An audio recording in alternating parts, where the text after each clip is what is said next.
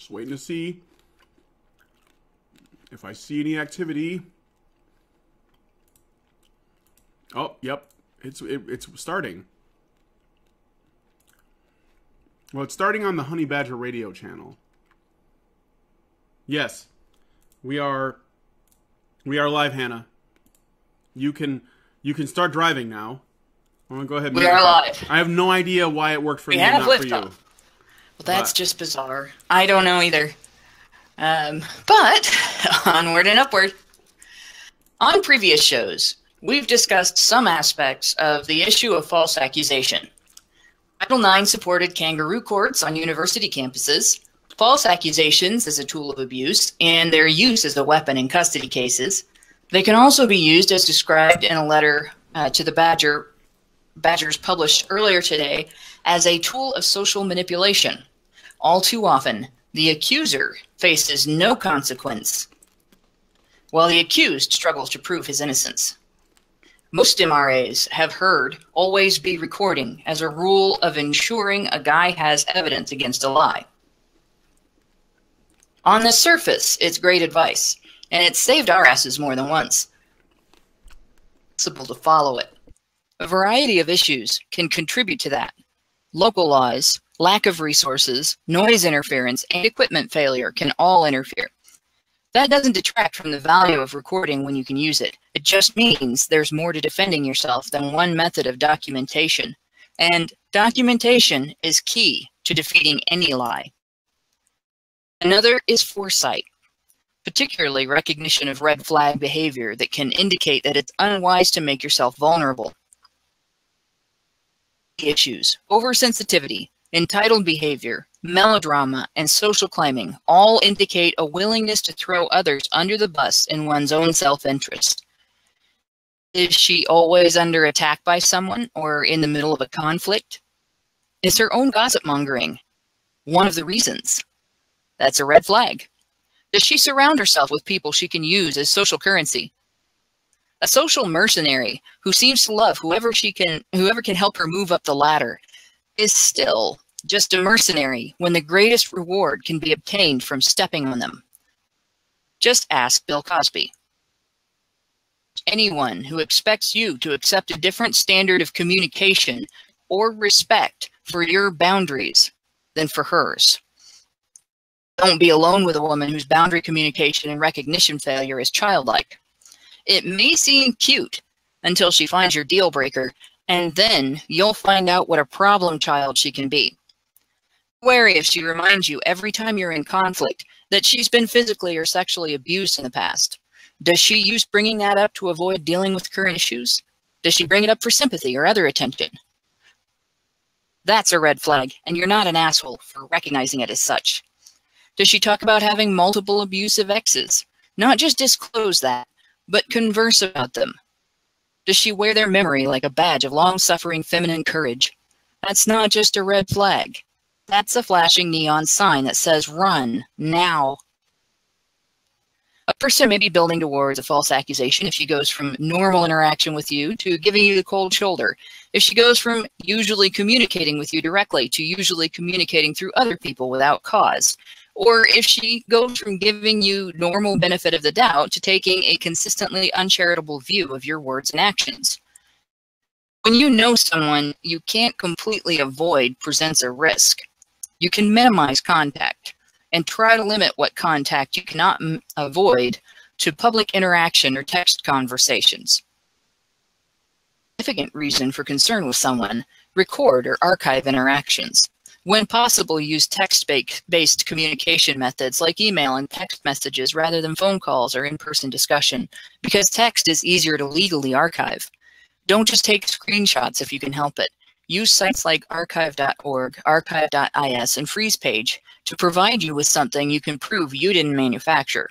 Back texts up on your computer or use an SMS backup app. Document your own behavior by keeping receipts and other records that show where you were. Keep an appointment book noting the points in your daily schedule. If you are falsely accused, break off all contact with your accuser, even if the accusation isn't made in person.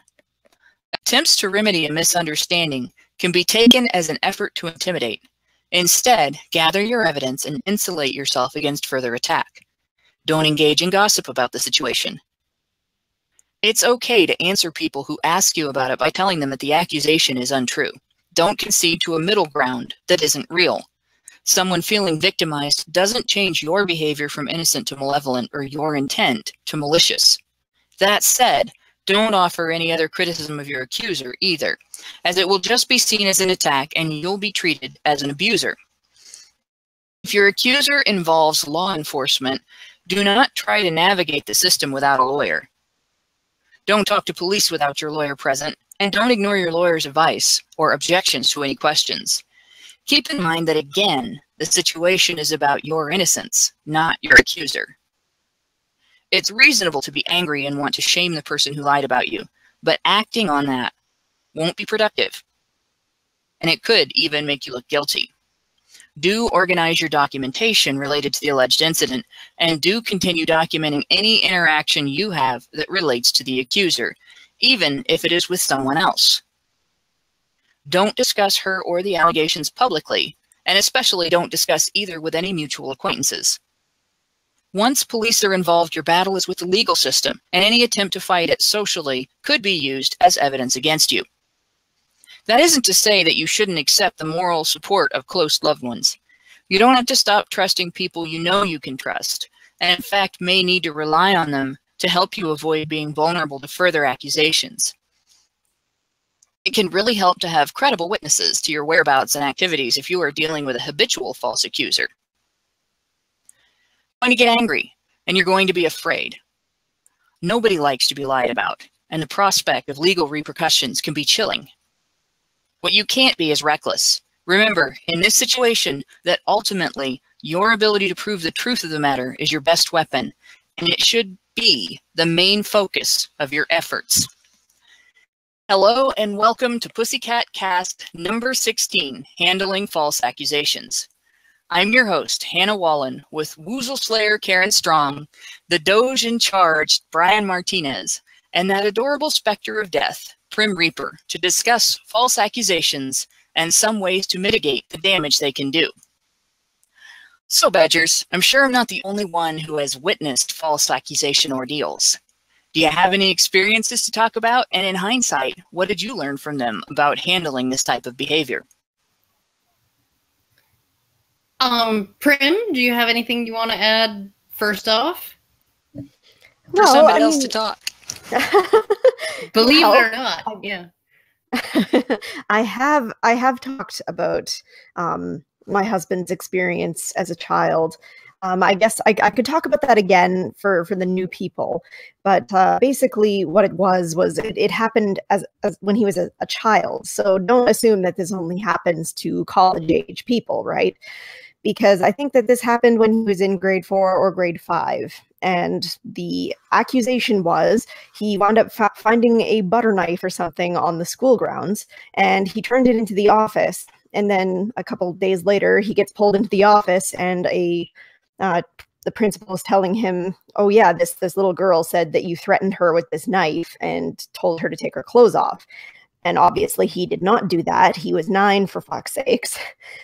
So he winds up getting pulled out of class and getting taught separately from the other children in a separate room for 2 weeks until I don't know why they needed to take so much time to find out that this was obviously untrue, that a small child obviously wouldn't do something like this. But later in the end, he wound up finding out that she told this lie because another girl dared her to do it for the promise of a chocolate bar. So, you know, sometimes you never know what will happen, and it's best to play it safe, like, rather than sorry, right? Even in this case, I don't know what he could have done. He must have been terrified. He was a child. I would say that you're right in the sense of, you know, it would be extremely terrifying to be accused of something like that, because any child of that age would realize that that's a very, very big no-no, right? You know, like threatening somebody with a weapon, and asking a girl to take her pants off, right, mm-hmm. would be like very, very not okay. Yeah. So he's being accused of something huge. But I will say that that to say that no child of that age would actually do something like that is not actually the case. There are children who will do things like that. Those are generally children who act out in a whole myriad of other ways, right? Yeah. I mean, I don't want to generalize, but yeah. So it's not necessarily something that like I wouldn't have jumped on the school in terms of, you know, how dare they suspect a child of this age of doing something like this, because children that age do some pretty fucked up things sometimes. But I have known some female young kids who have done things like corner a boy in the bathroom at school and demand that he take down his pants and things like that, right? Yeah. So I mean, like, there's fucked up shit that some kids of ages, even ages that we would consider to be purely innocent, there are some kids who will do fucked up things like that. You tend to find out that their parents are also fucked up and their family life is fucked up and they're also acting out in a whole bunch of other ways. And there's a huge pattern of stuff going on there. It's very, very rare for like your average normal kid to do something like that. So I wouldn't jump on the school for actually taking some action initially and saying, okay, well, you know, this other student said you did this. What do you have to say? Right. But the fact that it took that long, and I guarantee you that it only took that long because that was how long it took for her to admit that she'd made the whole thing up. Yeah. Well, I mean, right? At the same time, like, who would threaten another girl with a butter knife and then immediately go afterwards and turn it into the office? That's right. That's actually that would be. And so this is really the thing, is that the circumstances of the case itself, if he was like a normal kid, if he turned it into the office rather than put it in his backpack, right? You know, and all of those things, right? This is not a kid who did something and is looking to not get caught, right? This is a kid who's trying to do the right thing. He found something on the school grounds. He turned it in. So that should have actually, there should have not have been that length of time between, and it really actually took her admitting she'd made it up before he was in the clear, which is absolutely ridiculous. There should have been some kind of, you know, the school looking at both sides and saying, okay, well, you know, really, how likely are each of their stories, right? Given all of the circumstances, and they should have been able to make a judgment from that rather than waiting for her to recant her accusation. But this is really kind of what gets me about false accusations in general. If you look at a lot of false accusations, like the Hofstra false accusation, which is oh god, I forget her name. It's some strange Ndomye or something like that, African name, but so not your typical name that's easy to remember, like Jim or Jane or Clarissa or whatever, right? But when you look at her accusation that she leveled against those 5 young men at Hofstra University, she stuck with it right up until they essentially told her they had video footage of the entire thing, right? And so she was ready to put those 5 young men in prison on a lie right up until there was incontrovertible evidence that she was lying, right? And there are other cases of false accusations. There was one, a young white girl, late coming home, had sex with her boyfriend, didn't want her parents to find out, felt really guilty about having sex with her boyfriend and being late, being out past curfew. and made up a lie that a black man had raped her. And this man served something like 20 years in prison before she recanted, before her conscience got the better of her. And she said, okay, and then when she did actually have her conscience get the better of her, and she did actually recant her accusation, it took years further before the legal system was willing to let this guy go, to say, okay, you didn't do it, and you can get out of prison, right? So what we have... Even then, it's like, oh, don't punish her, because then other women might not be as likely to come forward in the future, and that would be terrible. But what's frustrating, because I do hear a lot of rhetoric in terms of, you know, a woman who lies about rape who is found to have lied should suffer the same sentence the man would have if he was convicted. I don't believe that, because I absolutely believe that that there should be a reason for a false accuser to come clean, right? That there should be, you know, that the punishment should not be so harsh, so incredibly harsh, that no false accuser would ever come clean, right? But there still has to be a penalty in place for women who actually abuse the system in this way. It's absolutely abusive process. It should count as criminal mischief every single time it can be proven. It should count as perjury every single time that can be proven, right? Definitely. And you know, perjury doesn't necessarily carry the same penalty as rape or physical assault, but it carries a fairly serious penalty. Most people who are convicted of perjury get about 2 years in prison. I would say that, you know, that or a heavy fine or 10 years probation with lots of community service, some penalty there. I've heard of some people mention a false accuser registry, like the sex registry. I don't know if I necessarily agree with that, but it might help people to avoid that sort of thing in the future a little bit better.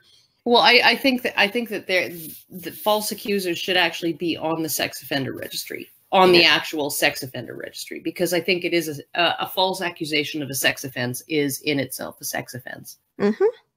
So, but yeah, so they should be on the registry if it is proven beyond a reasonable doubt that they intentionally and knowingly lied about, and the sooner you come clean in the process, right, the lighter the penalty should be. So if you do stick it out all the way until somebody unearths a video of the incident on their phone or some text messages or whatever, right, during trial that prove that you were lying, right? If you actually come clean early on and say, you know, like, it was a heat of the moment thing and I fucked up and I admit that I fucked up and I don't want this to go any further. But what we have right now is we have a whole bunch of jurisdictions in the US that have no drop policies when it comes to sexual offenses.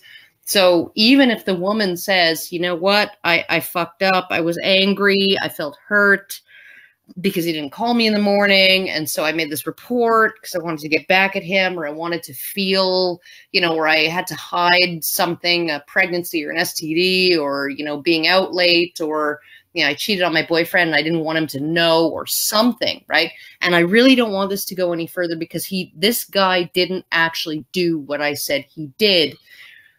The police and the DA in no drop jurisdictions are not allowed to drop the case based on that. They have to see it through to the absolute limit of what they can do. That's ridiculous. And I mean, the fact that there really is very little punishment a lot of the time for women who do this. It's like there's no risk for them to do this, so it's perfectly okay in a lot of people's minds. I mean, I shouldn't say a lot of people's minds. I don't want to over-exaggerate the issue, but it is definitely an issue for many people. They do use this as a means of revenge or of getting out of trouble, and they don't have any punishment for it. So there's really no bad reason for them to avoid doing it. Well, what? You know, there's kind of a potential middle ground in terms of punishment that I think a lot of people haven't considered, and that is this is something that they do with other crimes. If you come forward and you admit what you did, and you participate in the process of remedying the situation, in other words, help the person that you lied about prove their innocence, and so on, then there should be some concession from the court for that. You get a deal when you plead guilty to something. You get a deal when you come forward and admit to something and turn yourself into the police rather than having to be tracked down and things like that. Yeah, and of course, if they have to come after you, it goes the other direction. You are penalized for that, sometimes severely. Fines are added, jail time is added, and so on. So I think there should be a significant difference in how a woman who lied about a crime, or anyone who lies about a crime, is treated if they admit the truth right away, you know, versus if they take a long time to come forward, or if they never admit the truth. And if they lie and they push that lie and they continue to treat the situation as if they're the victim, even after it's been proved that the person they lied about has been victimized, that should carry different penalty. And at the same time, there are people who do this, both sexes. There are people who do this because there is something mentally wrong with them.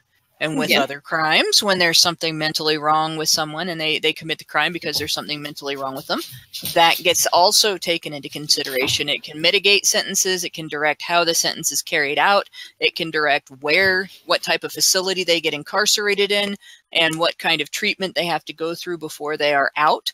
And so I really think this should be treated like any other crime. There shouldn't be any special concessions because the reason that they lied, you know, was a sex offense. There shouldn't be any special concessions because they think that it'll discourage people from truthfully coming forward and reporting a crime that actually happened.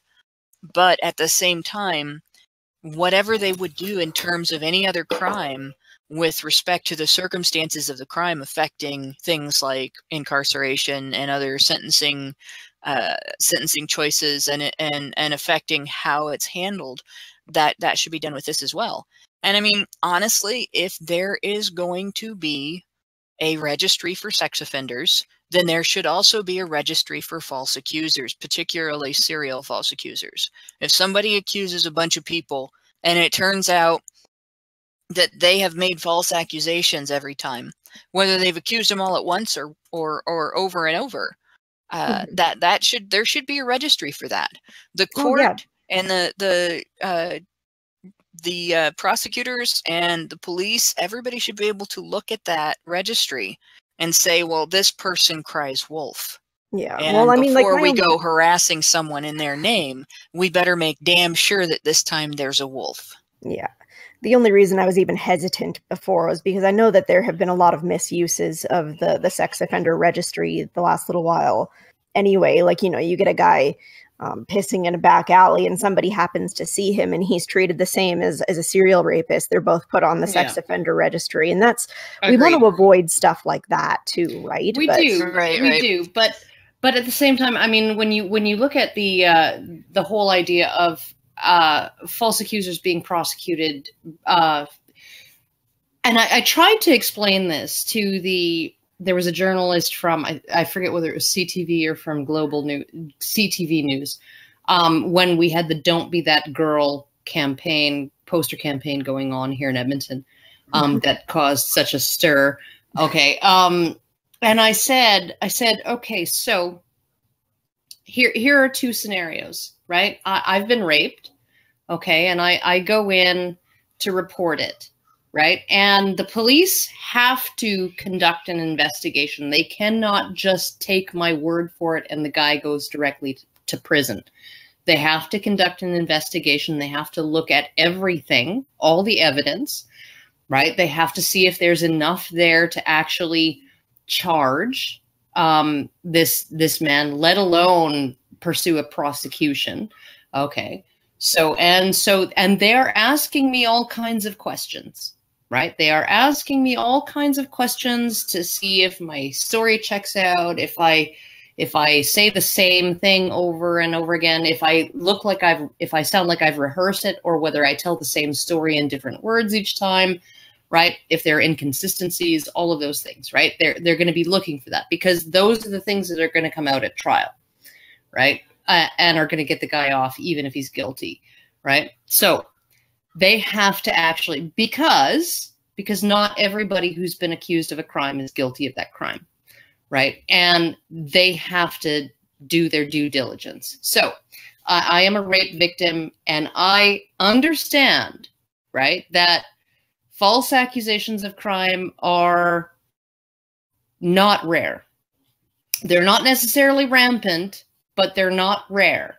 And so when these police officers are asking me all of these questions that, maybe might make me feel like they're really testing my story, I'm going to think, okay, well, false accusations happen, right? And they are just making sure that my accusation is genuine. And as long as I'm honest and truthful, I will be okay, right? And the police are in my corner, and they're just trying to build a case as best they can, right? That will stand up in court and bring this guy to justice, right? That is what I'm going to think if I think that false accusations are not rare. Okay, if I think that false accusations are so rare that police would not even have to be bothered about them, right? Less than 2% of all rape accusations, right, being spurious or mistaken or unfounded or malicious, maliciously false or whatever, right? If I believe that, then when those police officers are asking me all the questions that they need to ask me, what am I thinking now? Well, these guys know that women never lie about rape. So why are they being so difficult? It must be that they don't want to help me. It must be that they are against me. It must be that they don't want me to see justice. I might as well just fucking throw the whole thing in the trash, right? And just say, fuck it, I'm no longer cooperating, because obviously you guys who know that false accusations are so rare as to almost not exist, right, are still asking me, you're still testing my story, and you're still actually looking into the facts instead of just putting the guy directly in fucking jail, right? So which narrative is actually going to discourage genuine victims from feeling like they're being treated fairly in the system? Yeah, that's super true. And I don't understand why they try to push that thing, because I mean, you can see it in the news. It happens like fairly often, like often enough that it's very reasonable to want to make sure that we're prosecuting the right people. That's how the justice system should work. And I don't know. I don't know why they would rather push that, because it doesn't seem like it should be any more comfortable. I certainly don't assume so. I've seen posts from people saying, I was terrified to go to the police with my situation, because I'd always heard that the police, they don't help victims. They just, it's like being re-victimized all over again, this kind of thing. And why should I go and report it? And then they go and report it, and they get all of this support, and it's like, you guys were the ones who almost prevented me from getting this man reported. Yeah, no, and every experience I've ever had with the police has been positive. And that's really the most atrocious thing, I think, that in terms of, and most of the interactions that I've had with police have been as the person who was stopped for a traffic violation, or the person who, was stopped for underage drinking or something like that, and trespassing, things like that. And pretty much every interaction I've ever had with the police has been, positive. I don't think I've ever That's had been- one that I would describe as negative. That's been mine as well. With and I have been to the police reporting crimes, and it's been an experience that I've had more than once. And they are actually when you're obviously upset and emotional over what's happened to you, they're extremely gentle. All I can say, and this is an experience, I've had this happen in more than one city, and this is an experience that it's rough. I mean, it's no fun trying to describe what just happened to you when you're still reeling from it just happening to you.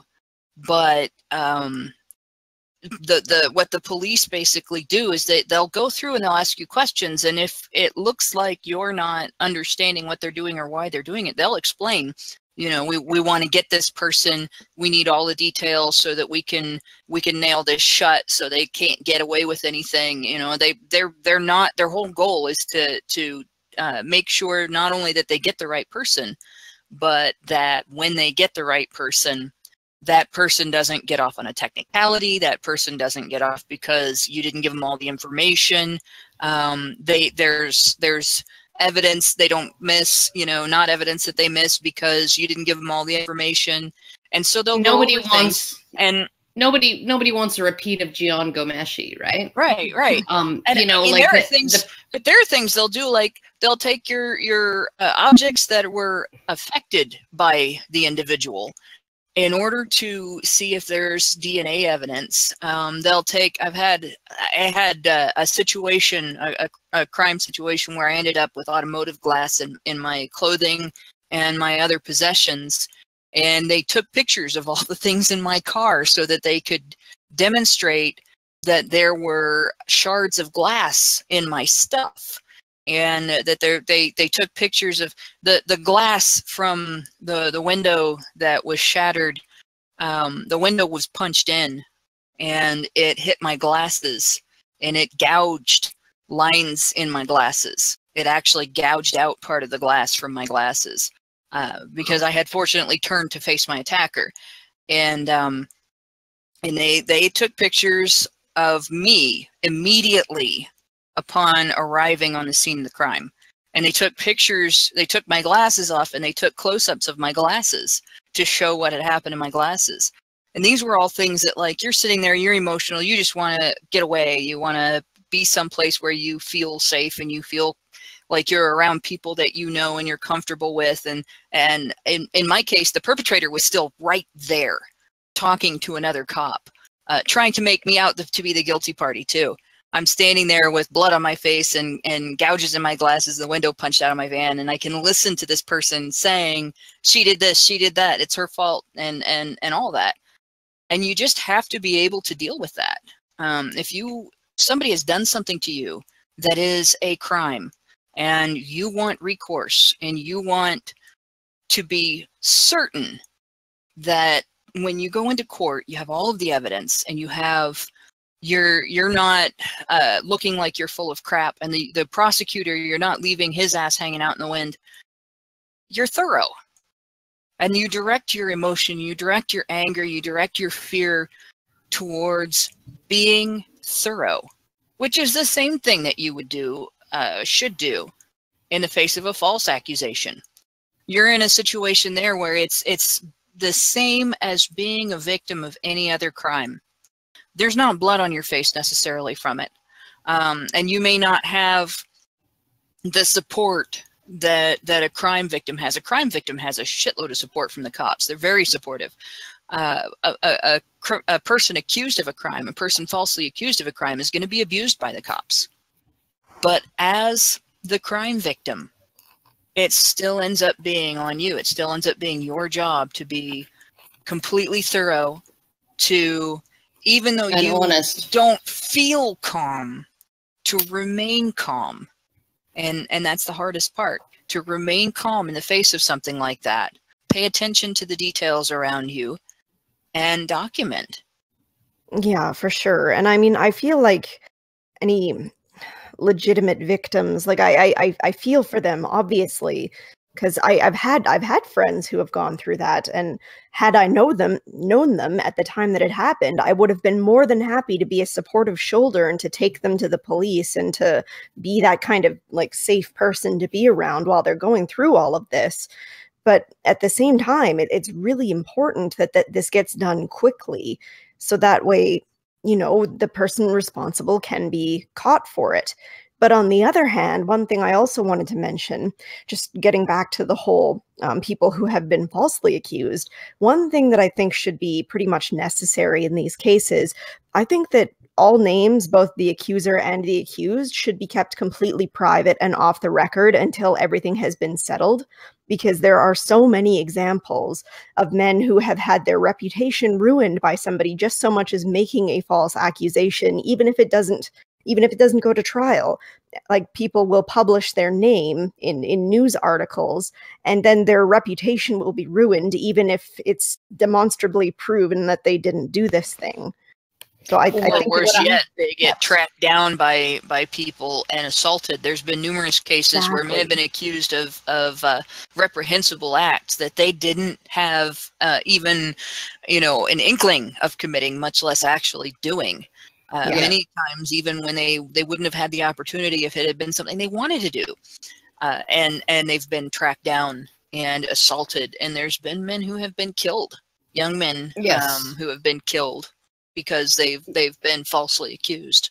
Of course there have been, and this is really the thing. This is the reason why we have a justice system. This is the reason why we have due process and reasonable doubt and burden of proof and the presumption of innocence, is because that is the way that our society has decided that we're going to deal with these things. We are not going to deal with them via mob justice. We're not going to shoot first and ask questions later. That is not the way our culture is supposed to do things, right?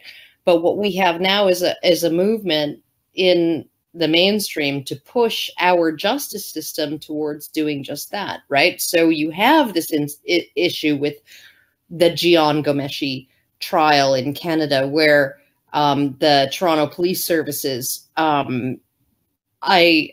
I called it an engineered incompetence, right? Because the prosecutor doesn't investigate. The prosecutor takes what the police give them and decides whether to move forward, right? So the prosecutor gets the case file from the police, and they look at everything in there, and they assume that that case file is complete. That is everything that there is. That's what the prosecutor is assuming, and they decide whether they're going to move forward or not. And in this particular case, and part of it was because it, you know, like the allegations were aired in the mainstream media before any of the complainants even went to police to file their reports, right? So, and because Jian Ghomeshi was essentially a C-list radio celebrity in Canada, he was very, very popular, and he was a person of public interest, right? So everybody wanted to know what was going. It was like a very high profile case. So the prosecutor probably, even given what the police gave her, she probably wouldn't have gone forward with it if it was anyone but someone like Jian Ghomeshi, someone who was high profile and in a situation where the allegations broke in the news a month ago, and now you're stuck holding this bag of poo, right? And you have to decide whether you're going to just let it go or move forward, right? So I think that the prosecutor was kind of stuck. But one of the things in that case that happened was there was a whole fucking ton of exculpatory evidence in the form of text messages and emails and handwritten letters and deliveries of flowers and all kinds of things that were that exonerated Ghomeshi in terms of the complainants said one thing on the stand, and all of this evidence that he brought in, that the prosecutor didn't know about and the police didn't know about, right? Because they didn't bother asking, right? Or they asked if there was anything, and then one of the complainants said, well, you know, there might be some emails, but I can't get into that account anymore. It's a defunct account and I don't remember my password. So, and the police just let that, they just let that be. They were like, listen and believe, listen and believe. We have enough here to move forward. Hopefully he hasn't saved any of those emails from 12 years ago, right? Well, he did. He did. He saved them. And that prosecutor was left with egg all over her fucking face because her witnesses, her complaining witnesses said one thing on the stand and every single fucking piece of physical evidence in that case contradicted what they said, right? Contradicted everything they said.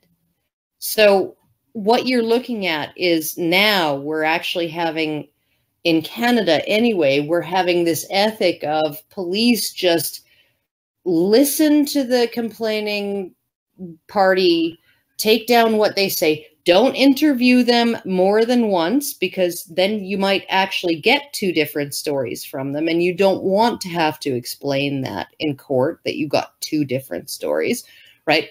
Go out of your way to avoid finding any exculpatory evidence, right? Don't investigate false accusation. And this is the hilarious thing.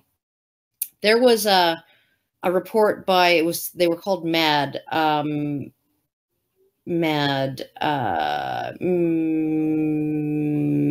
forget what it stands for. Anyhow, there's a blog post on it, a two-part blog post on it. I forget the guy's name, but it is how to lie with rape statistics, part 1 and 2, right? And he went into this study that this group put out, Making a Difference. That's what it was called. This group, Making a Difference, put out a study. They had 8 participating police organizations. They found that 7 to 8% of accusations were false. Okay, but they had 8 participating police organizations. All 8 organizations had to attend a 3-day seminar on how to properly investigate and classify false accusations. So you could only classify an accusation as false if you had enough evidence that it would be found to be false in a courtroom beyond a reasonable doubt. Okay. But according to their training on how to investigate, they were told, okay, doubting the victim could potentially be devastating emotionally. Don't ever interview the victim more than you have to because you might get conflicting versions of events from your victim that you don't want to have to explain. So keep that to a bare minimum. If you do get conflicting versions, it's probably not a good idea to investigate the conflict between the versions because, you know, there's really no mandate on the part of police and prosecutors to prosecute false accusations. So it's just a waste of police time and resources. So don't bother, right? Okay. And, oh God. And you absolutely should understand that victims will often embellish their stories, right? They might say that the perpetrator had a gun when he really didn't, or that they were held down by the arms when they really weren't, or whatever, right? And this doesn't necessarily mean that they were not sexually assaulted, okay? So all of these, this was all in the training, and these guys still found 7 to 8% of accusations were false, according to those parameters, right? And I'm thinking, and they're saying like, oh, it's so low, only 7 to 8%. And I'm thinking, you literally just said that, you know, you literally trained police such that the only thing that could justify them categorizing an accusation as false is if the evidence of its 100% falsity is delivered to them by God, right? And lands in their lap at morning tea time, okay? Anything other than that, they can't fucking say it's false. And you're saying 7 to 8% is small? And that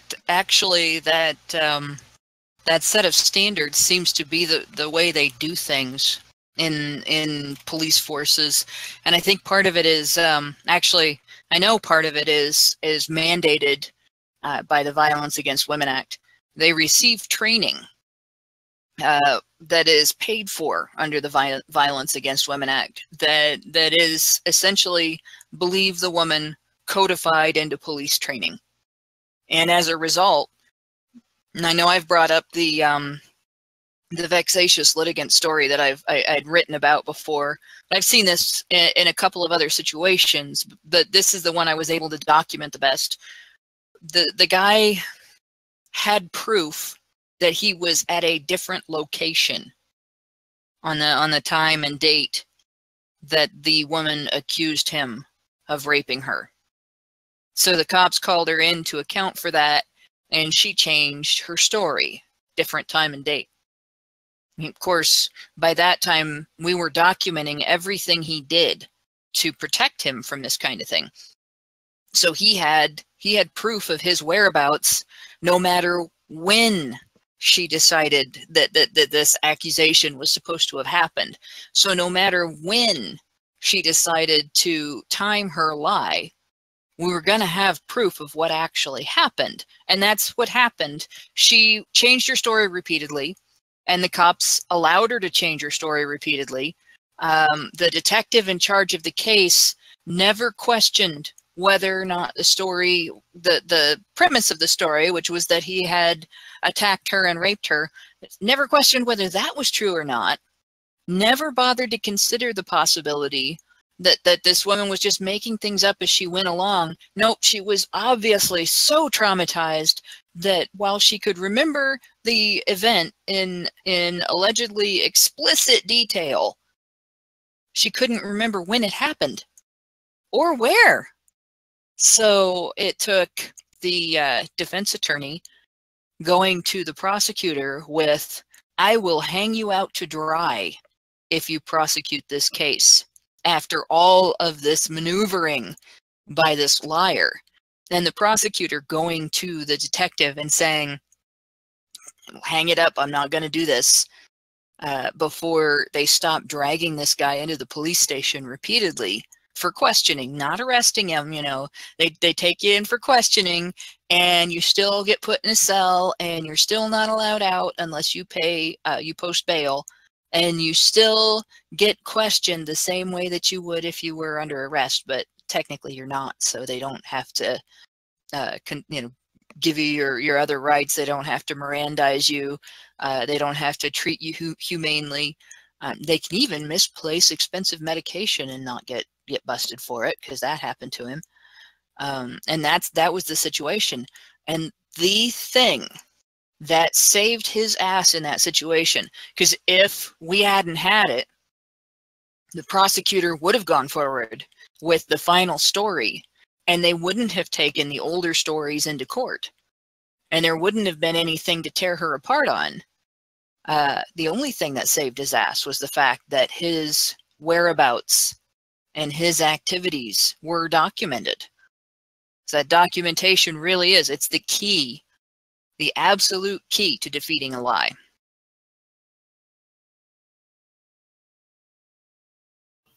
Well, I would actually say essentially that they are wanting the accusation to be true, right? Like they are wanting, but here's the thing, right? Because the prosecutor is not an ordinary litigant. The prosecutor is not there to secure convictions, right? The prosecutor is there to uncover the truth in as much as it can be uncovered, and to adjudicate a case toward a fair end, right? That's what they're there for. And that's because their client is not the complainant. Their client is you and me and every other member of the public that legitimates their office, right? And it is not in the public interest. It is not in the prosecutor's client's interest that innocent people are wrongfully convicted, right? It is in the prosecutor's interest that if a complainant is lying, that lie is uncovered, right? and that liar who tried to get somebody put in prison on a lie is themselves punished under the law.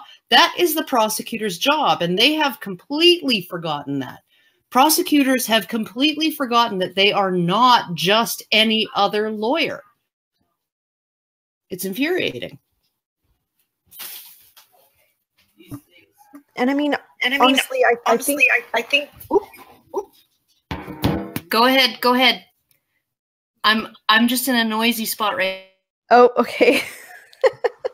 I was just saying, I think that a lot of people will take all of the stuff that we're talking about right now and say, oh, you're obviously being paranoid. This sort of thing is so rare. Why are you making people so afraid of people making a false accusation?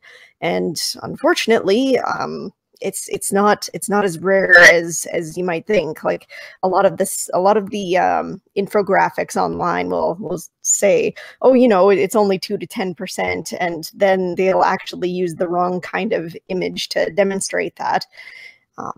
I could link an image that we could post up, but I think that you all know the one that it's like, oh, all of the men standing around, and then the 2 little ones at the bottom of the screen saying these are the falsely accused, even though they say, you know, it's 2% right on the thing, and if they actually wanted it to be 2%, it would have actually taken up like 2 rows.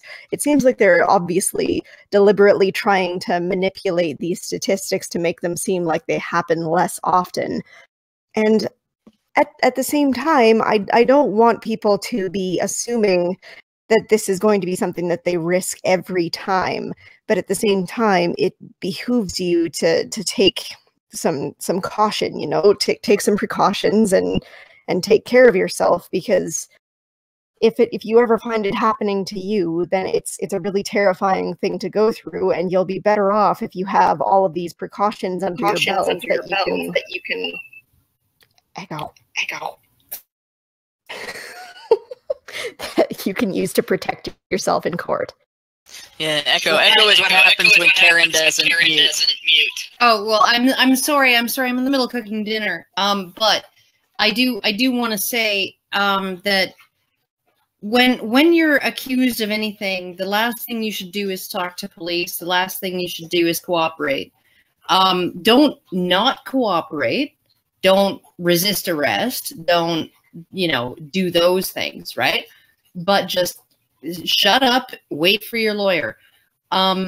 Because, and this actually goes for people who are accused in colleges as well, because anything that they say, anything that they tell the administration, the investigative team, the Inquisition in colleges that aren't a court of law and are not beholden to due process, anything you say to them, anything that's revealed in the hearing that you will go through can be actually used in a court of law against you, right? So, which is an end run around Miranda rights and due process and all of those kinds of protections.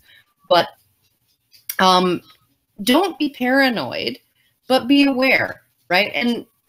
And there's no point in being paranoid. I guess don't stick your dick in crazy, sure, but you don't have to stick your dick in anything to be falsely accused. You can be a virgin and be falsely accused. You can be somebody on Facebook that some woman just picked randomly to falsely accuse. So essentially, I mean, there have been cases where, a 15-year-old kid turned a girl down.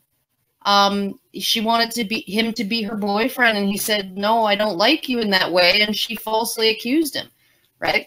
So it's you don't have to have sex with somebody to be falsely accused.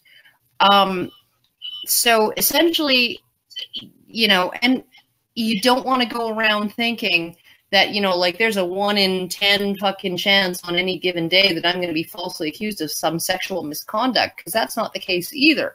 But you do need to be aware that if you are ever accused, how you should deal with things. And one of the ways you should deal with things is not take the police's assurance that they're just trying to help you, right? Oh, we're just trying to help you out.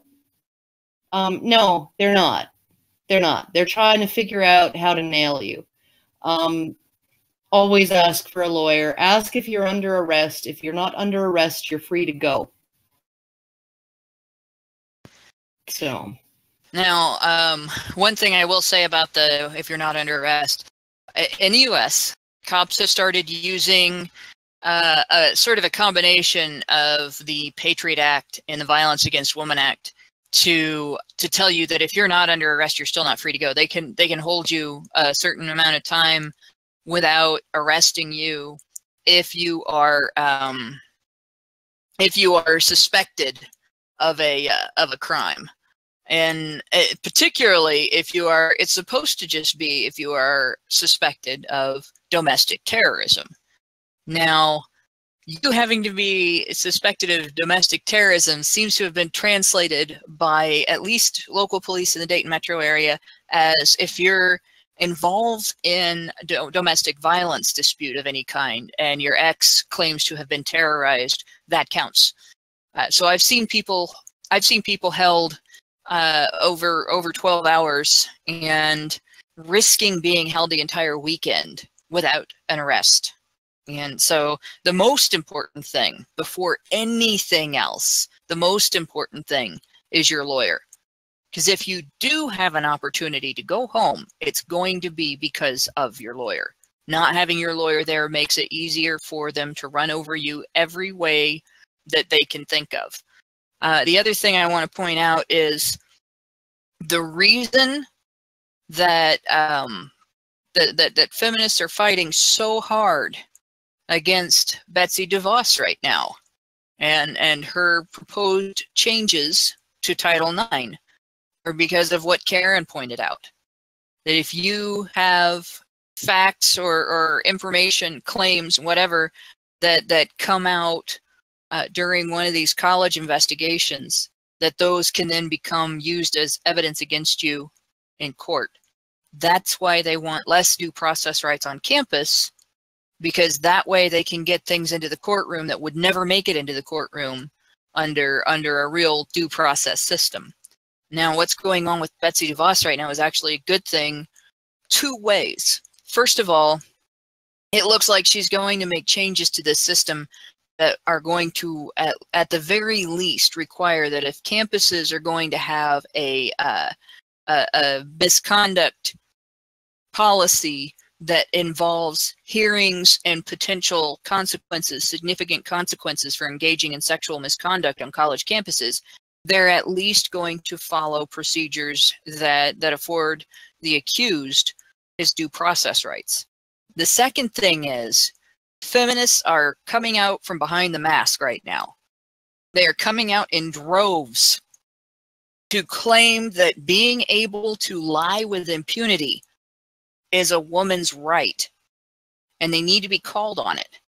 So there's something that you can do as an individual on social media right now, and that is in those discussions, in the hashtags on Twitter and Facebook, in forums where they're being discussed on Reddit and other social networking sites, where you see this language being used, this is for the protection of women. That's what Bernie Sanders actually came out and used that one, and women's rights and all that associated with the use of Title IX as a way to railroad guys on college campuses.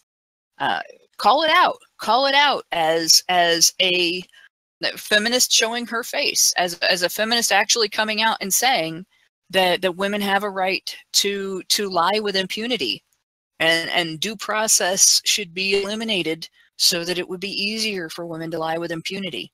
That has nothing to do with actually protecting women from being sexually assaulted or from having no recourse after they've been assaulted. It has to do with protecting women from facing repercussions if they lie. And turn it around on them every time. And the reason that has to be done is because this is a public campaign by feminists to prevent reform.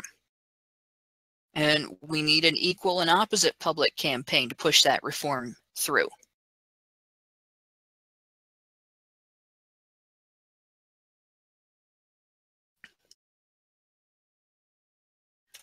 And with that, I don't know if anybody else has anything to say about this particular initiative. I don't know if I can say anything over the sound of steaks cooking, so. Oh, you had to say steak. That's no fair. That's not fair. I'm sorry. Now I'm hungry. I have been ear raped, guys. I'm gonna file a complaint against Karen. Which university should I complain to? But all of them, yeah. Definitely Oberlin, I think, is the one that had their complaint form made public so that anybody could file a complaint against anybody else, right? But Prim, Brian, do either of you have anything to say about the changes DeVos is proposing to Title IX, or just the fact that she's stepping up? Well, I think it's about fucking time that somebody is. Yeah, I'm with you and Prim on this. I'm just glad that it's being addressed, and hopefully the sophists like Bernie Sanders are not going to railroad it. But I know that that's going to be an obstacle, and we're going to see the mainstream media suddenly take an interest in Title IX, and if anything, just to oppose Betsy DeVos because Trump, and not because issues. Well, a lot of people are going to be opposing this just because of the Church of Women worsting, so... that and the Trump derangement syndrome, yeah. Yeah. That has been really prevalent. I think one of the funniest aspects I've ever seen of that syndrome, they lambasted him for having not donated any money to the relief efforts for Hurricane Harvey. And then after he donated money, they lambasted him for donating money to the relief efforts for Hurricane Harvey. It was like, damned if you do, damned if you don't. Just because it was Trump. Well, of course, it's because it was Trump. That's how it goes. Dog, go away. Fuck off. Don't lick my wine nozzle. Go away. But yeah, as far as Betsy DeVos goes, I'm glad that somebody's actually paying attention to what's going on universities. Some of the cases that I have read are absolutely obscene. One that I just read in an article at The Atlantic, I believe, or maybe it was Slate or Salon or something like that, just recently by Emily Yoffe. She detailed a case where a young white student who was a resident advisor, mind you, and a black athlete were getting friendly at a frat party in a secluded place, and she did everything.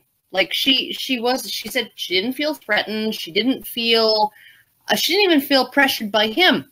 She felt pressured by the culture, right? A culture that says a woman who might suck on a guy's dick a little and then kind of like rub it up and down with her hand should probably do something to finish him off, otherwise she might like look like a bit of a bitch, right?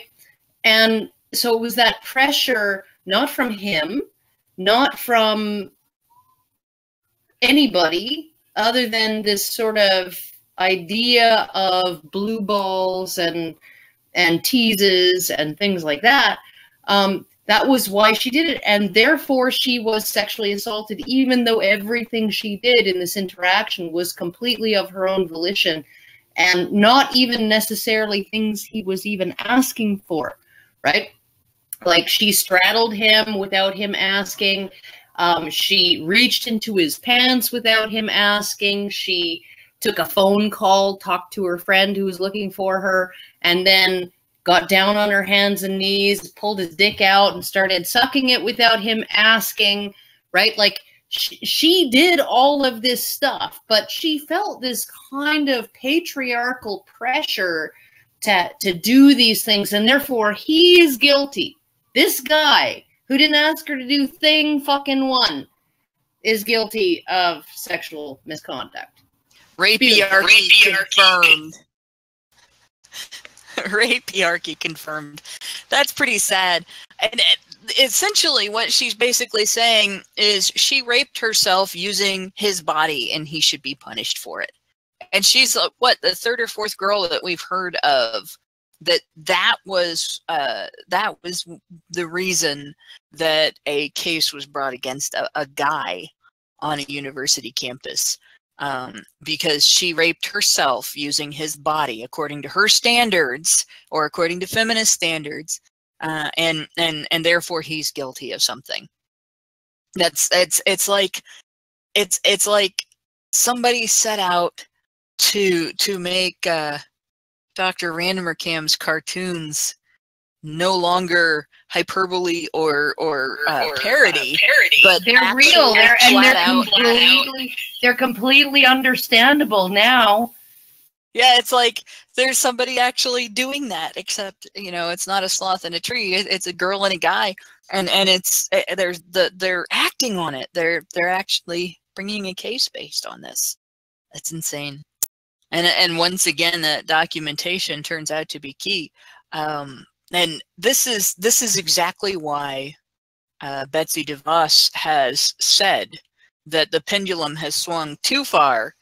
Now, obviously, there's a lot of us that disagree that it was in the other direction to begin with. But if that's what she has to believe in order to fight for due process, I'm fine with letting her believe it, at least as long as she is fighting for due process. And what she's basically said is that the pendulum has swung too far, and now does not protect students who are accused. Colleges are now pressured to take hasty and heavy action against students accused of misconduct, according to the Fox News article on her. And then she's quoted, I love this quote. She says, "Due process either protects everyone or it protects no one. The notion that a school must diminish due process rights to better serve the victim only creates more victims." And it's great to hear a public official saying this. This is some of the best news I think that I've seen come out since I got involved with the men's rights movement. To see a public official acknowledging that without due process, we are creating victims, that the falsely accused are victims. That is huge news. And for those asking in the chat, that was Betsy DeVos. She's the one who's basically making this decision. She's going to be looking at the current laws surrounding these kangaroo courts in the schools, and seeing what needs to be changed in the way these are being handled. And so for me, like, this is a huge victory. However she goes forward with this, whatever reform we can get out of this, just the fact that she has come out and said that due process is vital, that it protects no one or it protects everyone, and that diminishing due process rights creates more victims, that she's acknowledged that the falsely accused are crime victims, that's a huge victory for us. And I'm hoping that this trend continues throughout the whole administration, not just her, but among the rest of the administration as well, because it is a vital truth. It is very important to recognize that without due process, we convict the wrong people. We convict people who are innocent. We victimize both the falsely accused and the people who depend on them, and we do diminish the ability to obtain justice within our justice system. We turn it into an injustice system. So I consider that to be cause to celebrate. Well, it definitely is, because I mean, I admittedly, I don't know this person like super well. I don't think that she's been, or that somebody that she cares about has been the victim of these kinds of false accusations. But unfortunately, that's what it takes for a lot of people to see the problems that are cropping up in universities these days, is for somebody that they care about to have it happen to them. And all of a sudden then they realize how great due process really is. So I hope that more people keep standing up against this, and I hope that feminism doesn't completely shut it down. I feel like they'll definitely give it a try, but I hope that it doesn't succeed.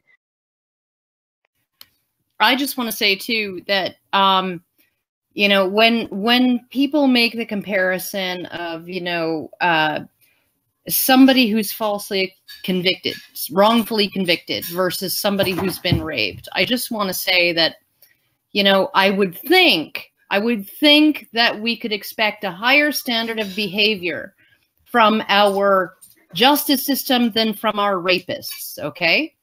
And yes, they are both victims, but I would suggest that the person who has been wrongfully convicted is the bigger victim, right? And it is because he has, or she has, the entire weight of the state and all of the legitimating power of the state and all of society's approval weighing down on him, right? As opposed to one person who abrogates your rights to physical autonomy and sexual autonomy for 20 minutes or an hour or whatever, and then you are allowed to go on with your life and put the pieces back together and all of those things, right? When someone falsely accuses you and you are wrongfully and maliciously prosecuted by the state, right? It's not one fucking person who's doing that to you. It's the entire fucking society. It is all of us doing that to you, right? And the issue with due process, and I always come back to this, is if I were to come into your house, drag you out by your hair, duct tape your hands, shove you in rough you up a little, shove you in a freaking locked room for minutes, let alone years, right? I would be guilty of several serious felonies, right? And we enable the state to do this to people. But in order for them to have the legitimate authority to do this to people, they have to prove to us that they are 100% justified in doing so. And if they are not justified, then their actions are every bit as criminal as the actions of me and my goon squad dragging you out of your home for no reason, roughing you up, binding you, and locking you in a cell for a period of time. Right? And that's just the police aspect of it. Okay, so here's the thing. The falsely accused suffers and faces significant damage when he is accused of something like sexual assault or domestic violence or any combination thereof. His reputation takes an immediate hit. Immediate. Child abuse. Child abuse. His reputation takes an immediate hit. And yeah, he will at least be temporarily imprisoned if the accusation is made to the police. There will be, if the accusation is made to the police, there will be at least the financial loss involved in paying bail. Regardless of the outcome of a trial, there will be at least some of his community who will always view him as a criminal. In addition, the stress of dealing with false allegations and the ensuing mandatory investigation can damage his existing relationships with his family and friends. It can cause him problems at work if he, or in class, in the case of universities, if he loses time due to these allegations, if he's banned from the campus or if he goes to jail. His reputation issues can affect his work relationships or his classroom relationships, and there can be hostility towards him. If a guy on a campus, for instance, is accused of a sex crime against a woman on campus, and there are people on campus who take sides, even if he is found not responsible, even if it goes to court and he is found not guilty, he still has to go to class with people that think he's a criminal. He has to take class from people who think he's a criminal. and he has to deal with the fact that they're going to treat him differently, right down to him potentially any grade that is subjective, like an essay or you know, a test where you have to write your answer in instead of an automated test, anything like that. He may see his grades be put lower than the other students because of that. And at work, the same thing can happen. If you have an employer who is aware that you were accused of a heinous crime, even if you are acquitted, the potential is there for people within your workplace, people that you have to work with and people that you have to work under, to view you as a criminal and a perpetrator of a heinous crime and someone who needs to be treated badly because of that.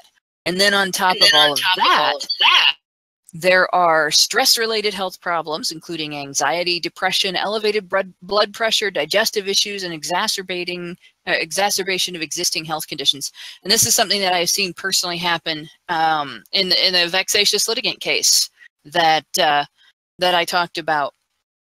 That victim had diabetes, he had asthma, had gastric issues. He went through a bout of cancer during the ordeal, and everything that he went through was affected. Everything was made worse. His diabetes ended up out of control. His asthma medicines had to be changed. He gained weight. He ended up with worse knee problems. He ended up with worse digestive problems. He ended up with a hernia, which actually turned out to be a saving grace during one of the accusations, because he was accused of let me get this right, getting kicked in the nuts 3 times and then running away after hernia surgery. So this is, yeah, nice. Obviously, he's the toughest guy in the world, right? But yeah, I would expect to be still alive after that. Yeah. Oh yeah, yeah. And this is what a guy goes through if he's falsely accused. And then if he's falsely convicted, it's even worse. Oh yeah. No, but I mean, even looking at someone like Gordon Smith, right, who was accused 13 times by his ex-wife during a custody dispute, and every single fucking time he was arrested on these accusations 8 times. Every single time he was arrested, he could say, yeah, I wasn't there when she said I did this. I was here. I have this receipt. There's this CCTV footage, security camera footage of me at this store when she says I was raping her or beating her or whatever, right? And they just kept on, they just kept on bringing her in and saying, well, he says he has evidence saying he wasn't there when you said he was, assaulting you. And she would just say, oh, it must have been some other time. And she would never get in trouble for it. Right? It's fucking ridiculous. Ridiculous. But the thing with this guy is this was happening, I believe, in Vermont. And in Vermont, when you are an employer and you do a criminal record check, you don't just see convictions. You see every arrest, but you don't see how those, you just see that he was arrested for domestic violence and he was arrested for sexual assault. You don't see how those things were resolved. You don't see any of that. You just see that. So you see his arrest record. You see a guy who's been arrested several states. Yeah, you see a guy who's been arrested 8 times, right, for domestic violence and sexual assaults. I'm not fucking touching this guy. I'm not going to hire him, right?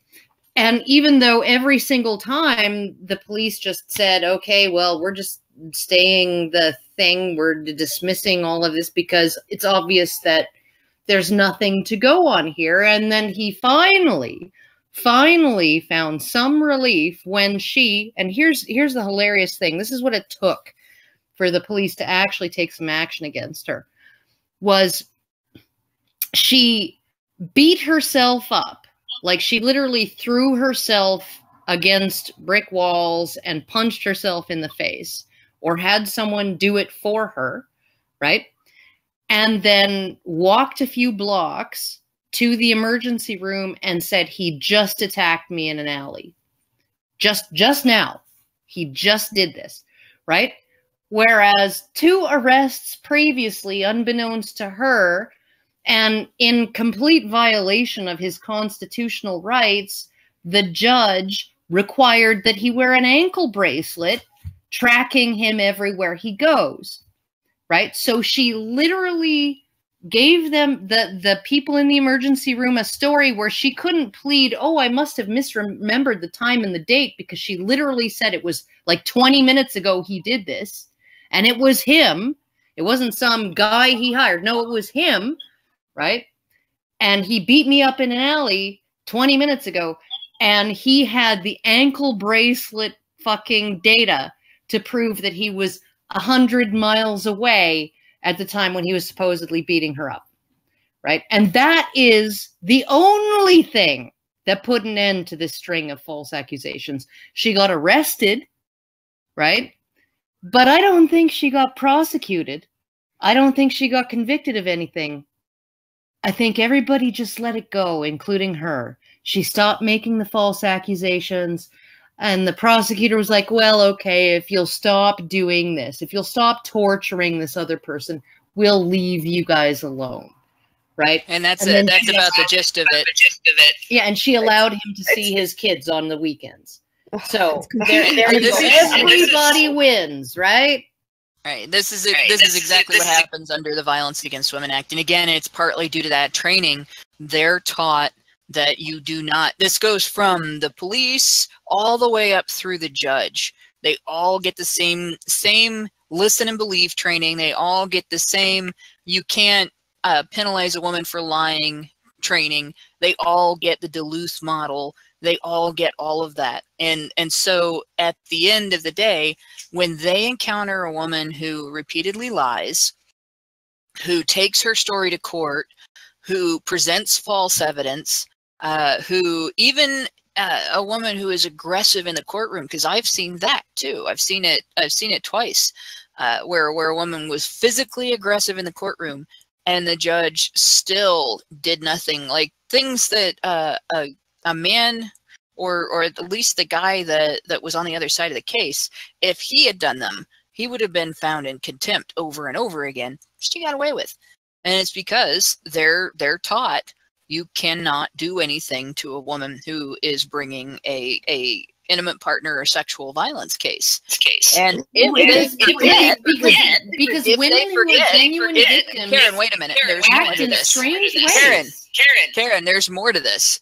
If they forget that training that says, yeah, she's going to act funny because she's been abused, or she's going to be aggressive because she's been abused, and people respond to fear different. If they forget all of that in the midst of this, when there's a 6 foot tall, 250-pound woman throwing a physical temper tantrum in a courtroom like a 2-year-old child, there's an advocate there that you and I, that pay taxes in the United States, you and I paid for that advocate. We funded that advocate's salary.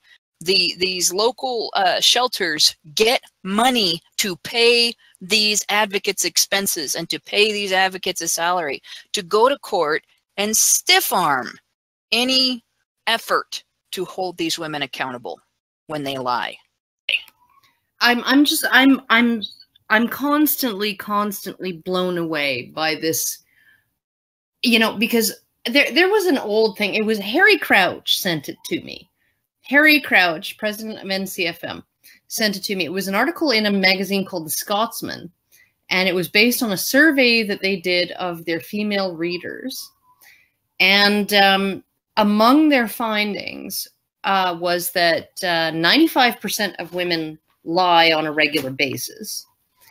83% of them have admitted to lying about major life-changing issues.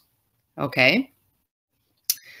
50% said that if they got pregnant by another man, they would lie and say to their partner, and they wanted to stay with their partner, they would lie and tell their partner it was his child.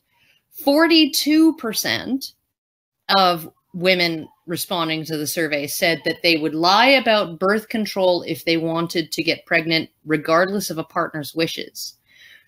And 35% said that they would not disclose to a new sexual partner that they had a sexually transmitted infection and that number went up to 65% when single women were answering the question, right? And the only thing in this entire list of shit, right, that women have admitted that they would be highly likely to do, okay, that is potentially criminally actionable is the last one. Lying about having an STI. And it would only be prosecuted if it was HIV and if she intentionally exposed her partners. So she could lie and say she's clean as long as she's using a condom. That would not be a crime. If she lied in order to get a guy to not use a condom, that would potentially be a crime. It would be prosecuted at the discretion of the prosecutor, and probably only if there was transmission of the virus, right? So only if the guy got it from her would she be prosecuted. So literally you have all of these massive moral wrongs, and none of them are considered crimes. In Canada, a man poking holes in the condom, that's aggravated rape. That's aggravated sexual assault in Canada. If he pokes holes in the condom and she gets pregnant. If she pokes holes in the condom and she gets pregnant, there is no crime. No crime has occurred. Right? That is written into the judge's decision who set that precedent, that he considers sexual assault to only be a crime if there is a potential for injury, right? Otherwise, there's no crime. And he only considers an injury to be a physical injury. A financial injury is not an injury under his particular definition, and therefore a woman who lies about birth control or pokes holes in the condom in order to rape some guy for a $100,000 baby mortgage, she has not committed any crime because she has not physically injured him, right? And paternity fraud is not a crime. In fact, the legal system helps women cover it up, right? Like this entire, like when you talk about false accusations, and I really hate this whole thing with, you know, only 2% or 10% or 40% or 55% or whatever, right? Does anybody in their right mind think that the number of false accusations is a static thing, right? Do they think that there is no situation in which false accusations would increase or decrease based on cultural narratives and all kinds of things like, I don't know, the satanic ritual, child abuse, fucking daycare shit, right? Or the Salem witch trials, right? You know, I'm pretty sure there were more false accusations in Salem in 1692 than there were in 1691. Thanks. Okay. So that's not a static number. The number of rapes is not a static number. So how can we say that the portion of rapes that are reported to police that are genuine and the portion that are false is in itself a static percentage? There is no fucking way you can do that, right? All you can do is cultivate a system in which false accusations are permitted, endorsed, encouraged, freaking rewarded by cash awards via victim services in the UK. You get $10,000 if you report that you were raped. And you don't have to pay it back if they freaking find out that you lied, right? Okay. All of these, we can incentivize them or we can disincentivize them. Currently, we disincentivize rape and normal sex and fucking kinky sex and any other kind of fucking sex that might happen between two human beings. We disincentivize all of it, right? And all we do is fucking incentivize false accusations because the accuser never faces any consequences, even when she's caught bald-faced lying, and even when her lies sent men to prison for years, right? And she admits, oh yeah, no, I fucking totally made that shit up. She doesn't face any fucking penalty. She can lie and lie and lie and lie and lie, and there's no fucking punishment. There's no social censure. Even in cases where she says, yeah, I lied, everybody's like, oh, I wonder what kind of horrible mental condition she must have been suffering from to have felt like she needed to do that. I mean, the poor dear, she must have really felt trapped. And I'm blown away by this. How does anybody think that false accusations are going to remain a static fucking, oh, only like 1% of women in these particular circumstances are ever going to lie about being raped, when you change the cultural conditions constantly. Like, this is what I don't understand. Well, I mean, the the source that they used to cite that statistic, how old is that? I know that like Teal Deer did a really good video on that, talking about how a lot of these sources, or a lot of the people that cite this statistic, they're just all coming from one source. But yeah, like you gave one example earlier, I can think of at least 2 examples where women have had to get into the double digits of false accusations before they were finally punished for it. And under that condition, why would we not expect it to go up, or to, you know, if these women aren't being punished for it, then where's the incentive for them to stop doing that? Well, I would say if feminists believe that we can change the culture such, okay, that we can teach men not to rape, if they believe that that kind of cultural change, that kind of change is possible through cultural conditioning and messaging and socialization and telling people, you know, here's what consent is and here's what it's not.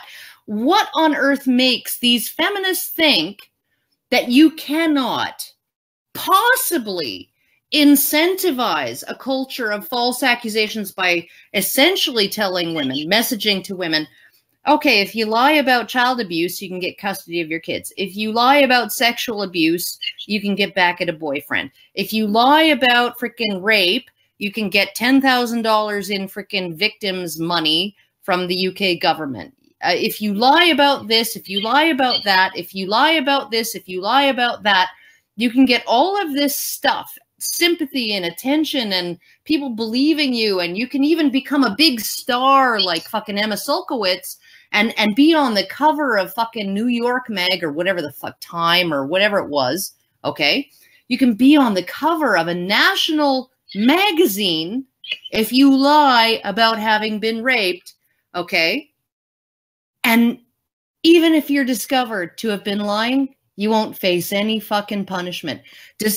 How do feminists believe that changing the cultural messaging in regards to men committing rape can actually reduce rape, without simultaneously understanding that changing the cultural messaging about lying about rape could actually incentivize women to do so?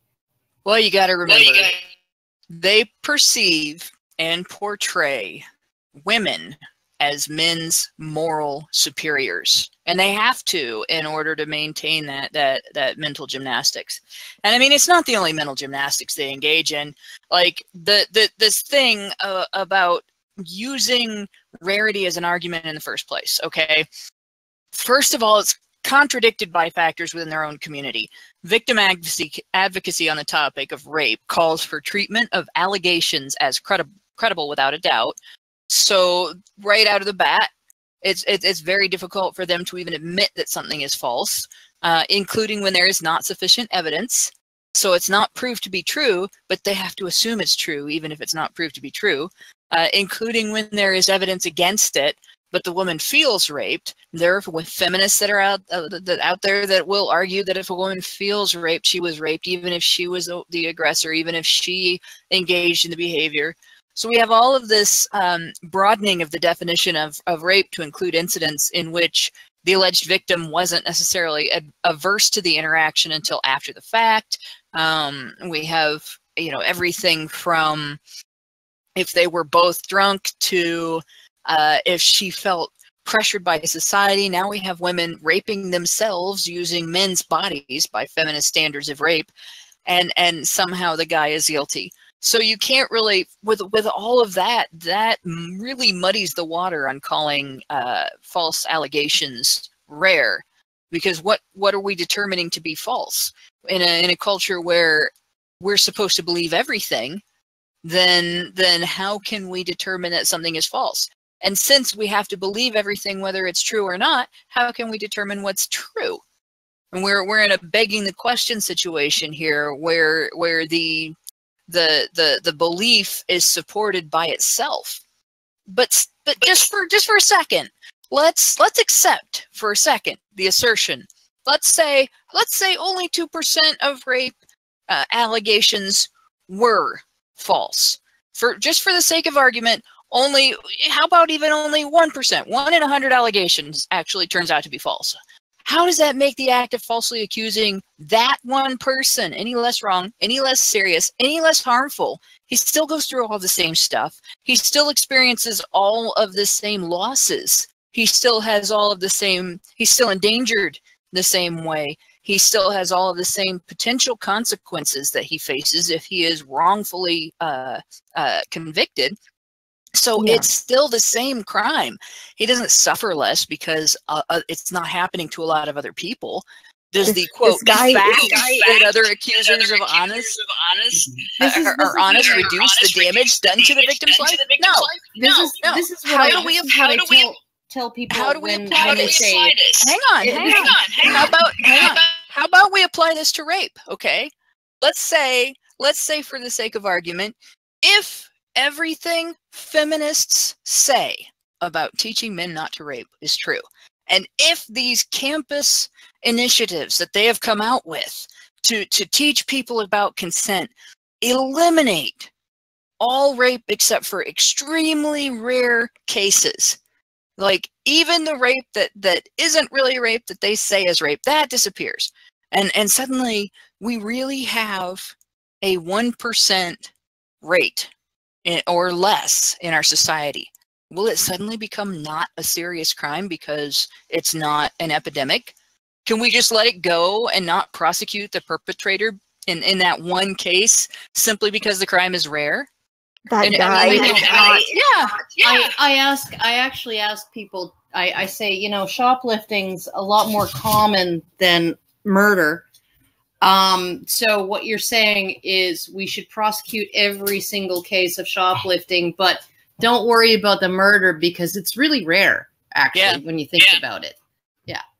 This that's guy is exactly not the point. Feminism's sacrificial lamb. It pisses me off that they're like, oh, it's just one guy. It's like, yeah, that guy's life is ruined, and fuck you for minimizing it. Thank you very much. Exactly. And it drives me nuts to see this argument. Well, it doesn't happen very much, so it's no big deal. You know what? It is a big deal.